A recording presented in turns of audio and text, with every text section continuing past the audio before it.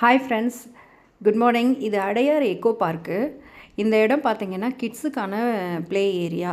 இந்த பசில்ஸ் பாருங்கள், ரொம்ப அழகாக இருக்கும். பேர்ட்ஸோட இமேஜை வச்சு இந்த பசில்ஸ் எல்லாம் ரெடி பண்ணியிருக்காங்க. இது அழகாக உட்காந்து ஒரு ½ அன் ஹவர் வரைக்கும் ஒவ்வொருத்தராக செட் பண்ணலாம். ஒருத்தராக இருந்தால் செட் பண்ணலாம். ஒரு டீமாக இருந்தால் ஒரு 5 to 10 மினிட்ஸில் செட் பண்ணிடலாம். இன்ட்ரெஸ்டிங்காக இருந்தது. நல்லா நிறைய பேர் என்ஜாய் பண்ணி ப்ளே பண்ணிகிட்ருக்காங்க பாருங்கள். நீங்களும் போனால் இதெல்லாம் விளையாடலாம், ஜாலியாக இருக்கும். கிட்ஸுக்கு நல்ல டைம் பாஸ் ஆகும்.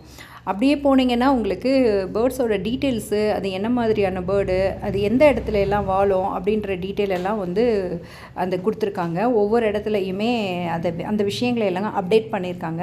பார்க்குறதுக்கு ரொம்ப இன்ட்ரெஸ்டிங்காக இருந்தது.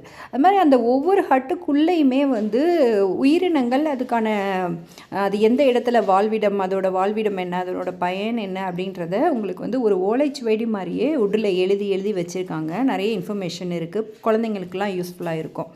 இது இந்த அழகாக இதையும் வந்து சேர்க்குற மாதிரி உருளையில் இருக்குது. இந்த பேர்ட்ஸையும் நம்ம வந்து இது மாதிரி ரொட்டேட் பண்ணி சேர்க்கலாம். இதுவும் குழந்தைங்க நல்லா என்ஜாய் பண்ணி விளையாடுவாங்க.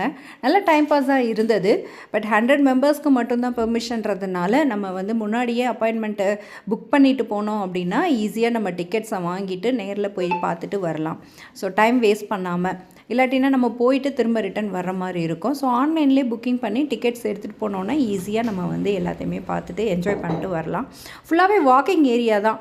ஸோ ஒரு 3.2 கிலோமீட்டர்ஸ் உள்ளுக்குள்ளே நம்ம வந்து வாக் பண்ணுற மாதிரி இருக்கும்.